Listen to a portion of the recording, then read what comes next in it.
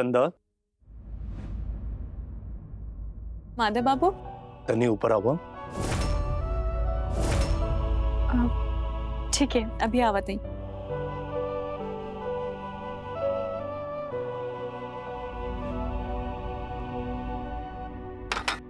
मौसी जी, हम अभी आवत है।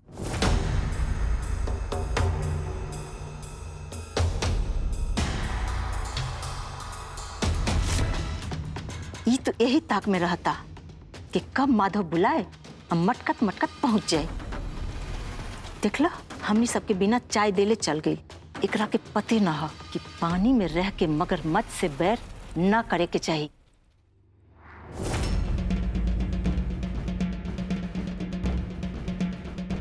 हमरा के तो कोनो सीरियस मैटर लागत हवे। माधव जी के चेहरा पे ध्यान नहीं दिलिए का? उनके चेहरा से साफ साफ लगोता। अरे नाना, ऐसा कोनो बात ना होखी, कोनो छोट मोट काम होखी।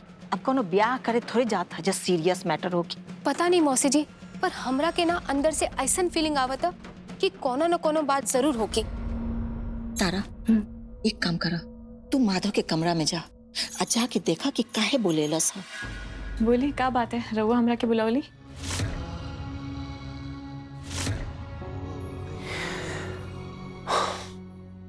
चंदा, हम तो के अंगूठी ना दे बोली, एकर हमके बहुत अफसोस बा। पर चंदा, तो के याद बा कि हमने लोग एक दिन यही कमरा में बैठल रहनी जा, मैं, तू और चित्रा। मालूम ना ओ दिन चित्रा का सोच के तोके बोलले रही कि होकर जाए के बाद ओकर सारा गहना पे अधिकार द्वारों की।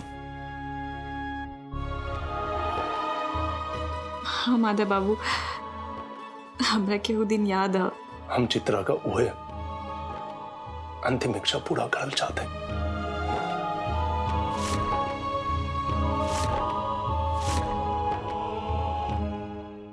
अब लेकिन माधव बाबू, अभी सब कैसे हो सकता है? रहुआ और श्वेता दीदी का तब बिया होके वाला है ना, और ओकरा बाद तो इस सब पे सिर्फ श्वेता दीदी के अधिकार हुई।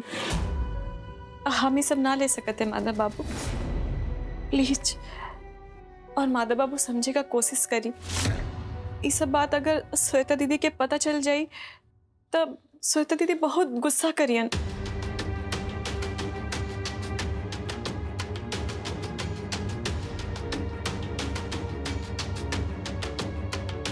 अब माधव बाबू रहे दी ना, इकरा का कोनो जरूरत नहीं के।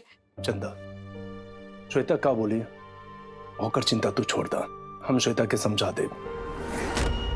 ई ले लेबू तो हमार मन के शांति मिल जाई और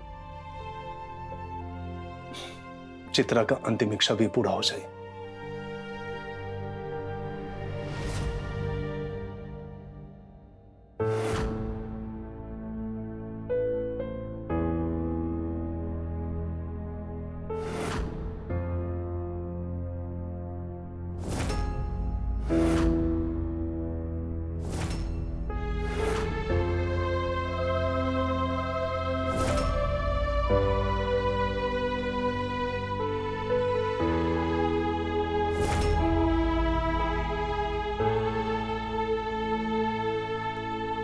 ठीक है माधव बाबू, जैसन रहुआ के इच्छा हम ही रख लेते हैं।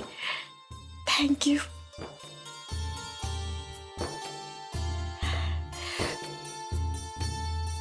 माधव बाबू, हम का ही अभी पहन सकते हैं? हाँ हाँ, काहे ना। माधव बाबू एगो काम करी ना, हमरा के एगो चित्रा दीदी की साड़ी भी दे दी, हम उस साड़ी पे ये सब पहन के देखब। अच्छा ठीक बा।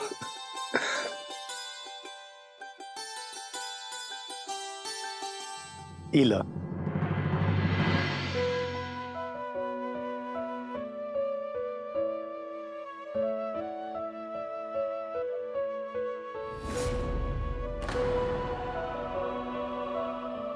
ठीक है माधव बाबू, हम अभी पहन के आवत है।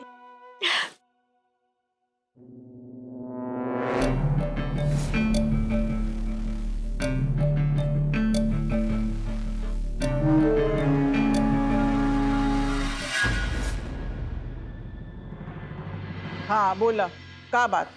माता जी रउरा से कुछ छिपल नहीं के, फिर भी हम बतावत है। बात ऐसे न हुए कि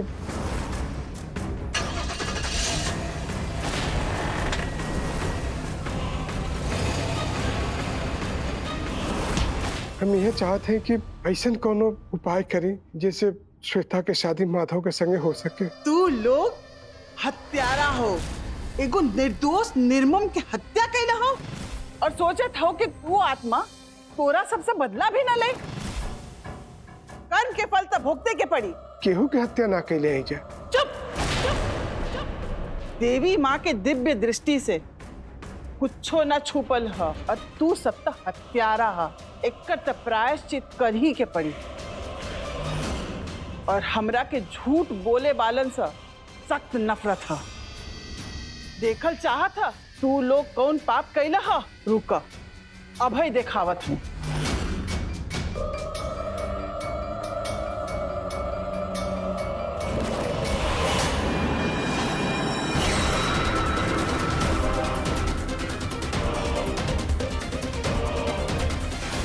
इतना काफी है कि दिन और तारीख भी बताएं। तोहनी लोग मिलकर चित्रा के हत्या कैला। हमरा के माफ कर दे। हम तो माफो कर दे, पर चित्रा के आत्मा कभो न माफ करी, कभो न माफ करी। वो 5 साल से चुप बैठल है, अब जाकर आयल है, वो तुमनी के न छोड़ी। माता जी रक्षा करी, कोनो उपाय निकाली जिससे चित्रा की आत्मा शांत हो सके, ताकि श्वेता के शादी माधव से हो सके। इतना आसान नहीं खे चित्रा के आत्मा के शांत करन। ऊ कबो माधव और श्वेता के शादी न होके दई और इस समय तो तू अपन जान बचावे के कोशिश करा। चित्रा के आत्मा बहुत शक्तिशाली है, ओकरा से इतना आसानी से जीतल ना जा सकेला। पर तू घबरा मत, हम तोरा के एक सिद्धि प्राप्त यंत्र देत हैं चित्रा के आत्मा से रक्षा के लिए।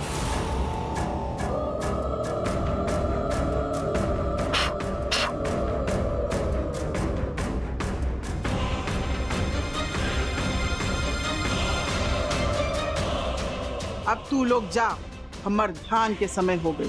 प्रणाम माता जी।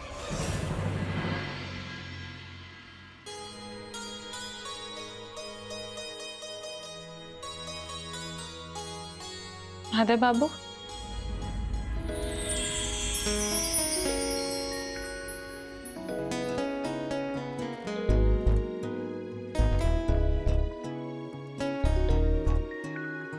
चंदा तू तो काफी सुघड़ लगत हो। चित्रा का गहना और ओकर साड़ी तोरे में जचत बा। सच्ची माधव बाबू? हाँ, थैंक यू। माधव बाबू, अगर रउआ के ठीक लगी तो का हम नीचे जाके सबके ई दिखा सकत हैं कि रउआ हमरा के चित्रा दीदी की साड़ी और गहना देले हैं? अरे हाँ हाँ, काहे ना। आज से ही त्योहार जेके मन चाहे ओके दिखाओ। थैंक यू माधव बाबू, हम ना अभी सबके दिखा के आवत है।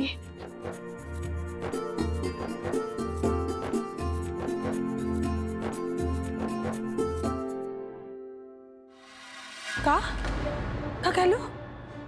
माधव जी चित्रा के गहना चंदा के दे देलन? तब का तो के अभी पता चल जाई हम झूठ ना बोलत हई। ई देखा,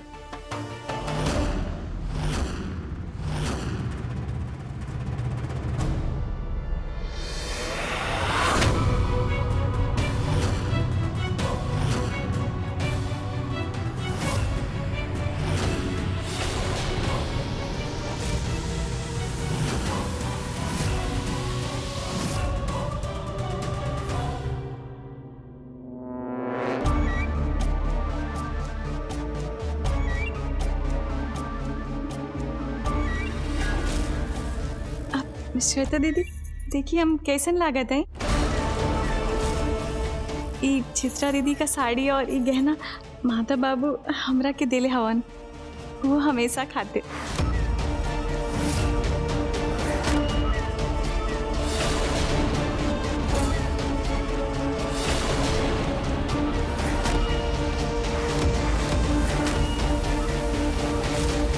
आज से ये सब हमारा। ये का मजाक है चंदा? हाँ, ये चित्रा का गहना है, जहां से ले ले आया वहां जाके रख दे। काहे दीदी हम ये सब काहे रख दे? ये सब तो मादा बाबू हमरा के देले हवन ना, तो ये सब तो अब हमार हो गई, तब हम काहे रखब? तोहर गहना? हाँ, ये चित्रा के गहना है और ये गहना पर सिर्फ हमार हक है। काहे कि हमार शादी माधव जी से होके वाला बा, तो हाँ नहीं के, समझ लो।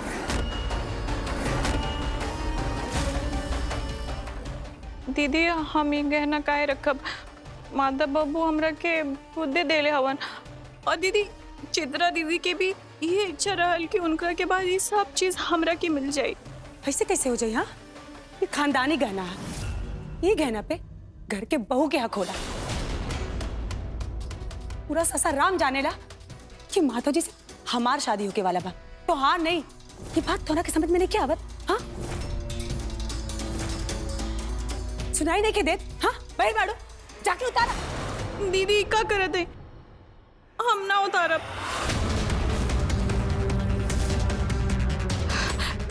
हम सच कहते हैं दीदी, ये इच्छा ना चित्रा दीदी के भी रहल। वो ये चाहत रहली कि ये सब गहना उनका के बाद हमरा के मिल जाए।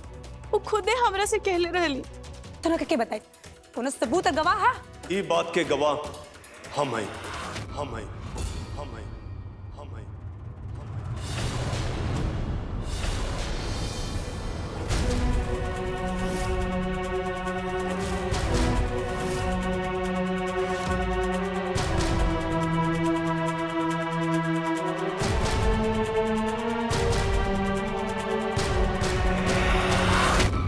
देखा श्वेता, चित्रा का इच्छा भी यह रहे कि चित्रा के कहने का असली हकदार चंदा ही।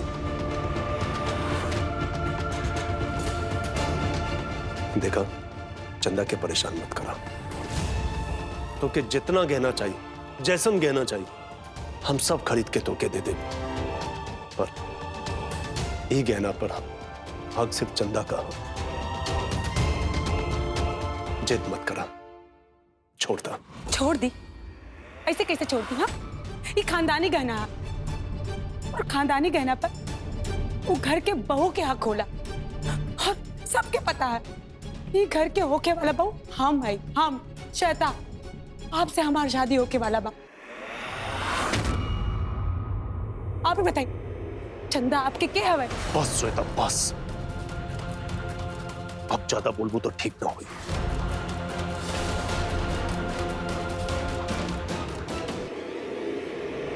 ठीक ना हुई? हाँ, ठीक ना हुई? हो अच्छा, आप हमरा पे हाथ उठाई तो ठीक है, उठाई, हमरा पे हाथ उठाई, हमरा के मारी, लेकिन हम अपने हक की लड़ाई के लिए कबो पीछे ना हटब। एमा सिर्फ और सिर्फ हमार हक है। ये गहना पे सिर्फ और सिर्फ हमार हक है। दुनिया में केहू के नहीं, केहू के भी नहीं, ये हमारा। दीदी, दीदी मुझे छोड़ी, दीदी। बहुत हो गया श्वेता, बहुत हो गया श्वेता, बहुत हो गया श्वेता।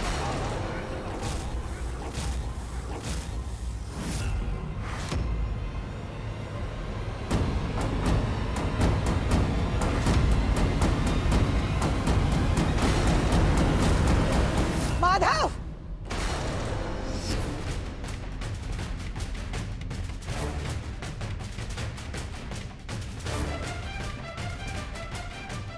माधव, ये का अनर्थ करत हुआ?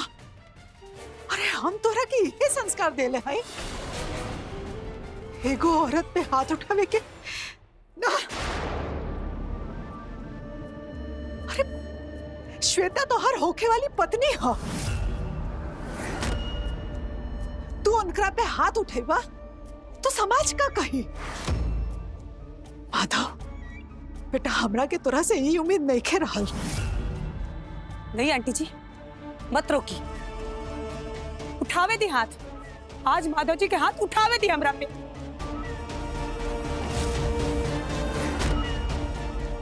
आज माधव जी ये घर में हमार का औकात है दिखा देने, हमार कौन औकात नहीं के। माता जी के दिल में हमरा लिए इतना भी प्यार नहीं किया। ये तो सिर्फ और सिर्फ शादी के ढोंग रचता रहे।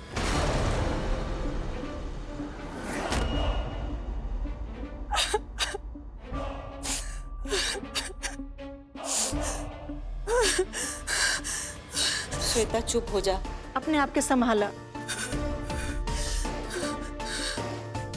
चुप हो जा बेटा।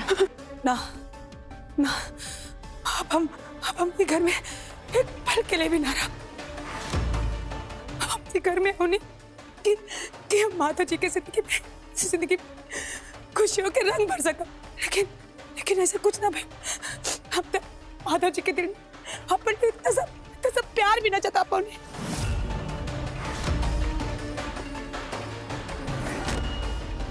मैं माधव जी की गलती नहीं की, शायद हम ही माधव जी के दिल में अपने लिए प्यार न जगा पानी। ये ठीक है, हम भी घर से चल जाते। ये ठीक है, हाँ हम जाते। श्वेता,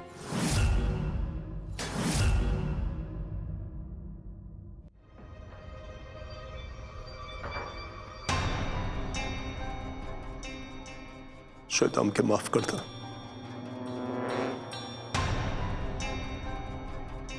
हमार कोनो मनसा तो के हर्ट करे का ना रहे।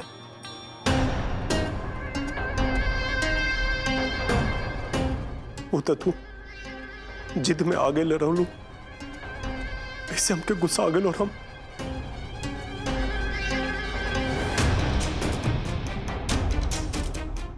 माफ कर दो श्वेता, माफ कर दो।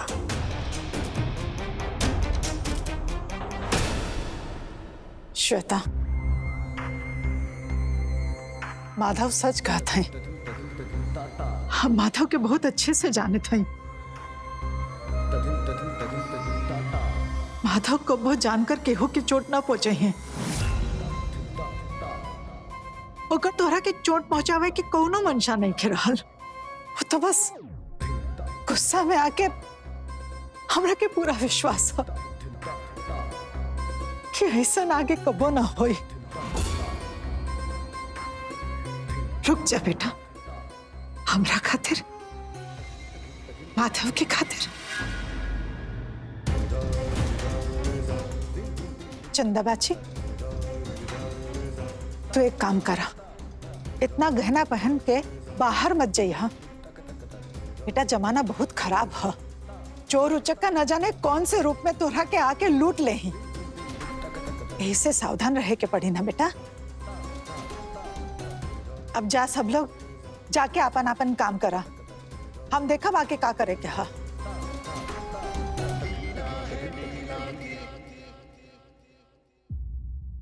माधव बाबू, हम ही गहना सब उतार देते। रोवा चित्रा दीदी के अलमीरा में वापस रख दिए। हम ही कब ना चाह कि हमार वजह से, यही गहना की वजह से रोवा लोगन के रिश्ता में दरार आई। प्लीज माधव बाबू, इसे वापस ले ली। चंदा, गहना मत उतारा। श्वेता के तो हम समझाते। प्लीज चंदा। माधव बाबू, हमार दिल ही गवाही ना देते। आप ये गहना वापस ले लिए और चित्रा दीदी के अलमीरा में रख दी। शायद हमारी किस्मत में ना आप है और ना ही गहना।